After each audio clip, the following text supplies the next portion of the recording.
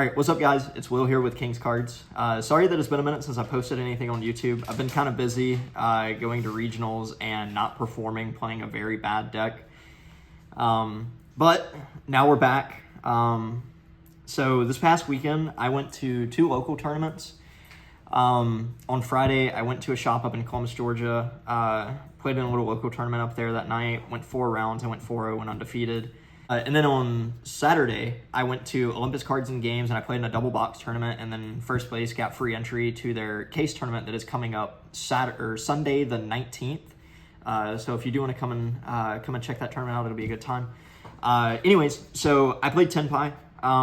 It's kind of I don't even want to say, because there's not really such thing as like an original build of Tenpai. I came out of the womb, and when I was a little kid, I wore a helmet, and I figured that now I would go ahead and strap it back in. I'm ready to go. This deck is super simple to play. It is pretty easy to mess up when you're playing against Tenpai. If you don't use your reactions exactly correct against Tenpai, you will lose the game very, very quick. Also, like, another thing that I wanted to note with this deck is that I did like genuinely have a good time playing this deck. It was really cool. All my matches were over in like 15 minutes, so I had like 30 minutes of lounging around time, going and walking around, talking to my family on the phone, seeing the beautiful weather that we had over the weekend. So it was, it was a fun time. It was like playing Yu-Gi-Oh, but like playing the least amount of Yu-Gi-Oh possible. Anyways, so we'll go ahead and look at the main deck. There was one thing that I changed between Friday and Saturday. We'll talk about it when I get there. So for the main deck, I just maxed out on Engine. I played 3 white dragons. This is probably the best normal summon that isn't the red dragon. I don't really know which one of these is better. They all do the same thing, and they get you to the same place, but you have to max out on all the Tenpais except for Fadra, just because this card does nothing by itself. Every other Tenpai card does something by itself, so you just max it out because you don't really have that many engine pieces. So that's it for like a Tenpai monsters. And then I played triple field spell. This card is absolutely broken. This is the most broken card in the deck. This card is what makes like this deck go round. Basically making it to where all your fire dragons are unaffected by card effects during main phase 1 is so insane. I'm pretty sure you all know that like you can make Black Rose your main phase. If you already have the quick play spell in hand, your Black Rose is unaffected, so you're just guaranteed to wipe the field. This card is just absolutely like bonkers though. Then triple quick play spell, another card that's just absolutely insane.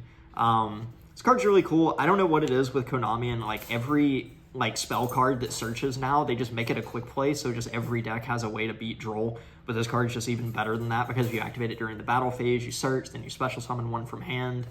It's really cool, but this card even works under Droll. I did do it one time where like you just activate it, and then you just apply the effect to special summon a Tenpai from your hand during the battle phase, and I had like a Fadra that was tilling in my hand under Droll, so I was just still killing. Then I played Triple Prosperity. This card's like, you have to play this card. I don't think that you can get away with playing the Desires build of this deck, because you need to guarantee hit your Tenpai engine when you're going second. If you do not hit your Tenpai engine and you like Pot of Desires into just 2 more pieces of non-engine, you're kind of just looking at your hand and you're playing with what you've got, but this card just helps you sculpt your hand. Then you play the 4th copy of the field spell. You kind of have to. So it's like 18 pieces of engine. That's literally as much engine pieces as you can play, like kind of. I'll show you the other piece of like so-called engine, I guess you want to call it. So then like for the non-engine, this is like why this deck is good, is that you can just play 22 pieces of non-engine and then just completely like compete with fire in that way. So I played triple Effect Veiler, triple Ash Blossom, triple Mourner, triple Ogre, triple Nibiru, double Ghost Spell, 1 Bestial. We'll put these over here. These are triple Imperm and 1 Rivalry. So this is a card that's kind of like, it's a hand trap, but at the same time as an engine piece when you're going second. You just like activate it, you go search your Hydra. Yeah, super simple. So that's kind of like the 18.5 piece of engine. So some of the things that I want to talk about with this, so I'm not main decking Lightning Storm, Feather Duster. I don't think that there's really a need for you to main deck those cards. When you play into the Fire Mirror match, the best thing that Lightning Storm is going to be is like most of the time, unless they're like a bozo and they just like Flamberge bring up the IP in the draw phase and they just want you, to Lightning Storm and IP. I guess so, but like the only thing it's really doing is trading 1-for-1 with an Appaloosa, which I mean is fine, right? But that's not really like the scary part of Fire. The scary part of Fire is the fact that they put up a field, but then they back it up with like Princess in the graveyard. They back it up with hand traps on the field. They've got cards that are set. Which the Lightning Storm and the Feather Duster can deal with the set cards, but the unknowns coming from the hand and then the interactions coming from the graveyard is like one of the most powerful things that deck can do. And like speaking of interactions from the graveyard, that is why I decided to play Bell. I only played it at 2. I didn't want to play this card at 3. I was scared to play this card at 3. Against Rogue decks, it isn't Fire. This card's actually really good. It's good into the Tenpai Mirror. It's good against Melodious. You can hit the Ostinato. You can also hit the Botcha Summon back from graveyard. So the card's like really good. It's good against Branded. It's good against Labyrinth. It's good against anything that just isn't the Fire deck. But like if you're not building your deck to beat the Fire decks, you're losing this format. Just because we got some cool fancy new toys that came out in the new set does not mean that Fire should be overlooked. That card is still the best deck in the game, and it's by a pretty wide margin. Just go look at the regional down in Rio.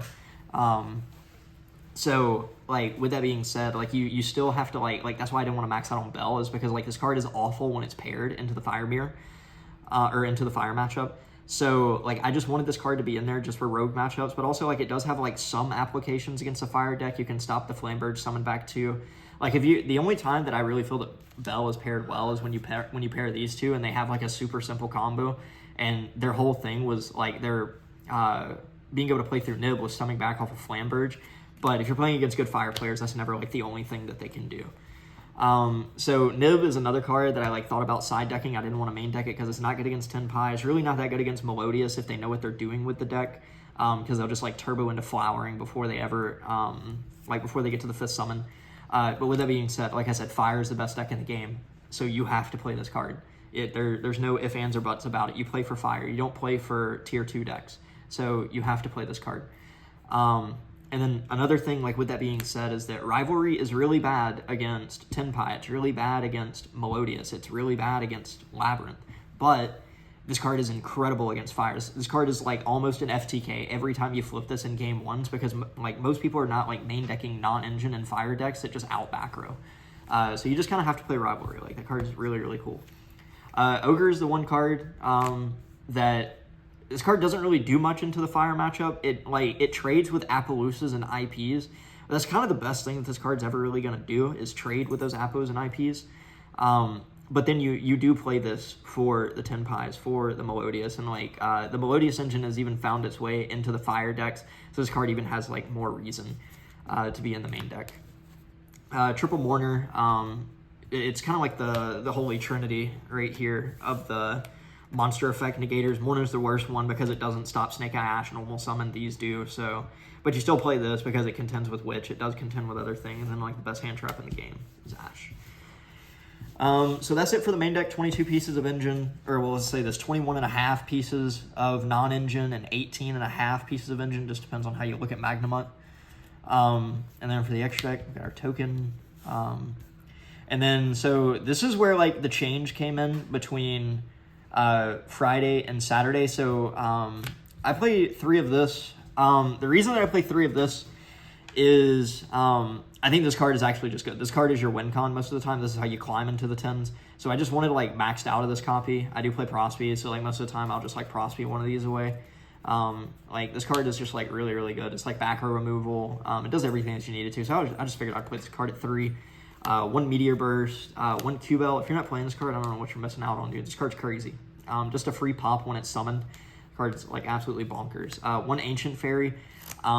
I kind of wanted to have a time card that was like non-conditional on anything. So like if I do get into that like, you know, that long grind game, getting to a game 3, I don't know when you're ever doing that with this deck, but I figured it would be there. You can just like pop the field spell and then gain 1,000 life points. So it is there for that. One of the god cards, like Tenpai Dragon, Black Rose, card's crazy. Ready Rose, this card comes up every now and again. I do make this sometimes in the battle phase. It comes up, but that card's like really, really crazy. This card also can test Princess. And then one of the big guy. So that's it for the synchros. The difference, Friday I played Trident Dragion, and then Saturday morning I woke up, I knew that Rarity Collection 2 was being revealed on Monday, and I was like, screw it, I'm going to sell this card. It's $120 right now. I'm never playing this deck again after the weekend, which I'm not, I promise. maybe. Anyway, so I sold the Trident Dragion, and like this deck, like, so here's the thing, is that like Trident Dragion comes up for certain combos to help you OTK through Prosperity, but it's only ever through Prosperity. But there were plenty of times that I still OTK'd through Prosperity without Trident Dragion. So like you don't need it to play the deck, like, right? I went 5-0 without it. It's fine. It is what it is. So, like, with that being said, you don't need it. This card's kind of like a... I know I saw it on Nesh's stream. This card's kind of like a mini Trident Dragion. Please don't let me go off on a tangent just talking about how, oh, you play this card as 5 cents. It's basically Trident Dragion. It's not. But this card is just spot removal. This card pops your field spell, makes this thing 5,000 attack, and then swing for 5k. There's a bunch of, like, cute things that you can do with that. So, you know, take that with a grain of salt for what it is. Also, I do want to talk about one more thing. The only reason that you play this card is for the mirror match. Like, that's it. Like, it's just for the mirror match. I have never, like, I've been playing this deck for a minute, like, testing online and then in person, like, over the past weekend. You never summon this outside of the mirror match. This card's, like, 100% necessary to play because of the mirror match. This card is not, like, you do not have to play this card. Like, if you're, like I said, I never went to time with this deck, and I realized very quickly, like, if you're going to time with this deck, I don't know what you are doing. Just play, like, you could if you want to. Just play something else. I don't know what you would play. I don't know. My helmet's still on. Yeah, so for the links, I played 1 Striker Dragon. That is just to turn the SP on. Like, it's just kind of there, you know, I guess. I don't think I summoned either of these at all over the 9 rounds that I played. Like, I'm pretty sure I didn't summon either of these. Actually, I take that back. I summoned it one time. And then I played double Hieratic Seal. I kind of want to bump this card up to 3 just because, like, I don't know, this card's pretty crazy. Everybody makes you go first. Like, even, like, as I was getting later into the tournament, everybody knew what I was playing. So it was like, you go first. And then it's like, okay, cool, here's Hieratic Seal plus 4 hand traps. Go. And then they don't kill you, which is really cool. But I do kind of want to bump that card up to 3 just because, like, you, like, in those grind games where you're, like, battling out against D-barriers and, like, battling out against, like, just random stuff, man, like Threatening Roars, Anti-Spell Fragrances, like, you will just eventually, like, end up making just a whole bunch of these. Hida, this is another card that is, like, strictly just for the mirror. You're not going to summon that against the fire decks. You're not doing anything with a Snake Eye Ash. So this is just for the mirror match. Like, if you get into a simplified game state, it happened to me once on Friday when I was playing in the mirror. We got down to a simplified game state. I had to set a hand trap just so I could, like, feel a little bit more safe from dying, even though I knew I was going to die. I set a hand trap. It came back to me. I drew Ash Blossom. He had no cards in hand, and I was like, all right, cool. Normal summon Ash Blossom. And then use that, and the effect Valor go into this effect, take your Pydra, and I win. Then I played 1 Typhon. This card comes up, like, surprisingly a good bit in this deck. Because, like, there are times where, like, if you didn't open, like, enough hand traps and you just open a bunch of Engine, and you can sit there and look at your hand and look at your opponent's field and be like, okay, I'm not breaking this field, but I'm going to try my very best. So you'll end up going through, like, you know, go to Striker into SP, banish a card, and then, like, slap this on top of the SP, and then, like, do some things like that to try and break the board and then lose next turn. You can still do that. You can just, like, lose a little bit slower. So, but no, you do have to play Typhon for, like, certain weird cards. For the side deck, I played Triple Dogwood. I didn't want to play the, like, the really, like, cheeky win con cards for when people send me first. I just didn't. I think this card, so, like, here's the thing with this card, is that if they send me first, I'm always siding this in games 2s and 3s. I know it's a do-nothing hand trap, but with that being said, is that if they send me first, if I make Hieratic Seal and then I have this in hand, I'm not dying, which is all that I care about. And then I can, like, get my resources back, like, bounce with Hieratic Seal, and then summon something from deck, like a Magnemite effect in the end phase. I get my resources, and then I can, like, try and get my resources back up to kill you. But the thing is with this card is that, like, you're never opening just one hand trap. Like, it has to be such an unfortunate situation for you to open just one hand trap. The way that I have the deck built with, like, 22 non-engine, 18 engine, that, like, on average you're opening 3 and 2, like 3 non-engine, 2 engine. And that's just with, like, the starting 5, and then you have your 6 card coming in. But, like, that's the thing with this card is that, like, it just prevents you from dying, and that's all that I really care about. In the mirror match, like, they have to have, like, a pretty good hand to be able to kill you under this. Like, they have to have, like, 2 pieces of good solid engine that kill you through this, because they have to be able to get into Trident Dragion and pop 2 so they can attack you 3 times. So yeah, that was kind of my theory on this card. I think the card's actually pretty cool. Like it never burned me in any situation. But I mean, I could change that out. I played triple droplet. This is for the Yubel decks. All 3 of them that I played against and never saw it against, which was really cool. I did beat like all the Yubel decks that I played against. I don't understand the hype with that deck. I don't know. But that card does come up. You kind of want it in there. I hate mixing board breakers and hand traps, which is kind of like what I don't like with the side deck is that there's cards that you have to play in Tenpai. If not, you're just going to like lose. And this is a card that you almost have to play for Yubel. And like the thing is that like this card alone just doesn't help you beat Yubel. You have to have like this plus an Ash Blossom just to beat a Spirit of Yubel. It's pretty crazy.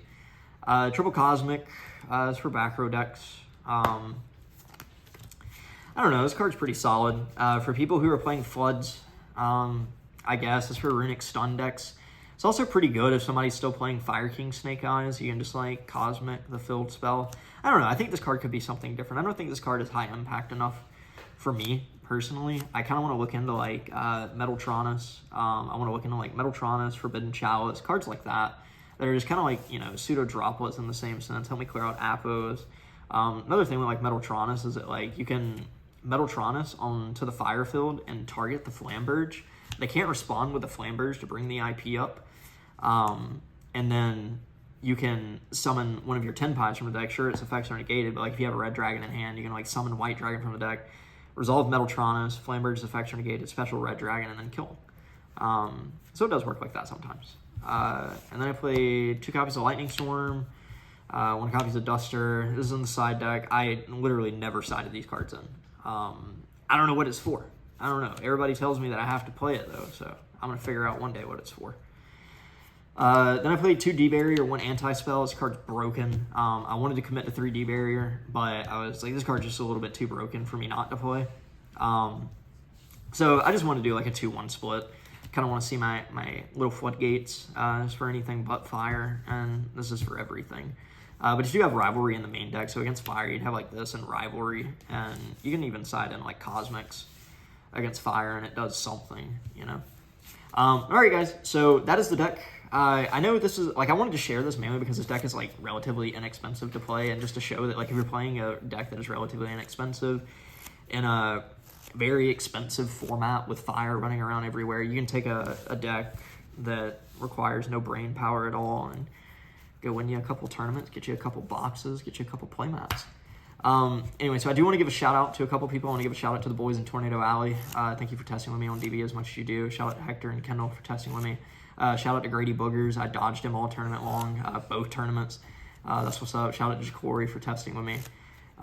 Anyways, so check back in next week. Got a fun little surprise planned for the channel. So we'll see where it goes. All right, guys. Y'all have a good one.